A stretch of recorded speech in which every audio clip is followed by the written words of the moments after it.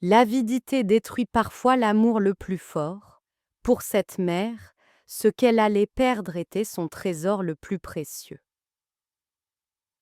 Dans des terres lointaines, à l'ombre des montagnes et entourées de forêts verdoyantes, se trouvait un petit village.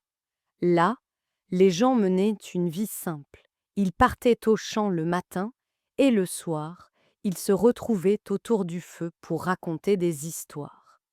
Parmi les femmes les plus aimées du village se trouvait Amara, une jeune mère. Amara avait 3 enfants. Elle les chérissait et les avait élevés de ses propres mains. Leur sourire illuminait le village et tout le monde admirait cette mère dévouée. On lui disait souvent: Amara, tu es l'incarnation même de la maternité. Quand on voit tes enfants, on ressent l'amour de Dieu. Mais au fond d'elle, Amara portait un vide secret. Elle ne voulait pas seulement être reconnue comme mère, elle voulait aussi devenir la femme la plus riche du village. Car dans ce lieu, la richesse se mesurait à l'or, à l'argent et aux pierres précieuses. Et malgré tout ce qu'elle avait déjà, ses yeux se tournaient sans cesse vers les trésors des autres. Un jour, un marchand venu de loin arriva au village. Il proposait des bijoux étincelants, des tissus brodés et de magnifiques objets. Les villageois en achetèrent en quelques-uns, mais Amara ne pouvait détacher son regard des trésors. Son cœur battait fort. Elle se dit: Moi aussi, je dois posséder de telles merveilles. Mais elle n'avait pas d'argent. La nuit suivante, alors que ses enfants dormaient, Amara leva les yeux au ciel et murmura: Seigneur, donne-moi la richesse. Je deviendrai la femme la plus puissante du village. Le lendemain, une vieille femme étrange s'approcha d'elle. On l'appelait la négociatrice des âmes, une femme mystérieuse, connue pour offrir ce que les gens désiraient le plus, mais toujours à un prix terrible. Elle fixa Amara et dit avec un sourire. Amara fut troublée. Oui, mais comment? La vieille répondit en chuchotant: Tes enfants, ils sont à clé d'or. Donne-m'en un et tu recevras des trésors au-delà de tes rêves. Amara recula, horrifiée. Mes enfants, jamais! Mais la vieille ajouta avant de disparaître: Aujourd'hui tu dis non, mais demain l'avidité t'emportera. Les jours passèrent et le désir d'Amara grandissait.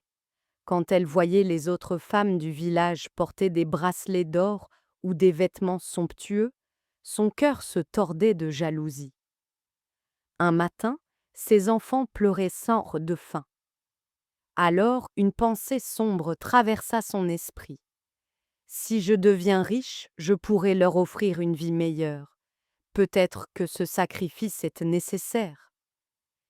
Et Amara céda à la tentation. Tremblante, elle apporta son plus jeune enfant à la vieille femme. L'enfant, confiant, la regardait avec des yeux innocents. Amara sentit son cœur se briser, mais ses mains le remirent malgré tout. En échange, on lui donna un coffre rempli d'or. Son âme hurlait: Comment as-tu pu? Tu es une mère! Mais l'avidité murmurait plus fort: Ce n'est que le début, tu seras la plus riche. Bientôt, elle fit la même chose avec son deuxième enfant. L'or qu'elle reçut était encore plus abondant. Mais les villageois commencèrent à poser des questions. Où sont passés les enfants d'Amara? Elle mentait en pleurant. Ils sont chez de lointains parents. Enfin, il ne resta qu'un seul enfant. Ses yeux semblaient supplier. Maman, pourquoi nous abandonnes-tu? Amara hésita longtemps, mais l'avidité l'emporta encore une fois. Et ainsi, elle perdit son dernier enfant. Amara était désormais la plus riche du village. Son foyer brillait de 1000 trésors, mais ses bras étaient mat vides. Un jour, une épidémie frappa le village. Les mères protégeaient leurs enfants dans leurs bras, cherchant réconfort et force. Mais Amara n'avait personne à serrer contre elle. Elle errait seule dans sa maison remplie d'or. Les villageois finirent par lui dire en face: tes trésors peuvent-ils remplacer le rire de tes enfants? Amara baissa la tête. Elle n'avait pas de réponse. La vieille femme réapparut alors et déclara: je t'avais prévenu, l'avidité détruit même l'amour le plus pur. Tu as vendu ton avenir pour de l'or. Il ne te reste plus qu'un cœur vide. Les larmes d'Amara tombèrent sur ses pièces d'or. Tout ce qu'elle avait gagné n'avait plus aucun sens. Elle comprit enfin, aucune richesse ne pouvait lui rendre ce qu'elle avait perdu. Son histoire devint une leçon transmise de génération en génération. Les parents disaient à leurs enfants: souvenez-vous d'Amara, elle avait tout, mais elle a tout perdu parce qu'elle n'a pas su voir la vraie richesse. Et ainsi, on se rappela que la véritable richesse ne réside pas dans l'or ou les bijoux, mais dans l'amour, la famille et la vie elle-même.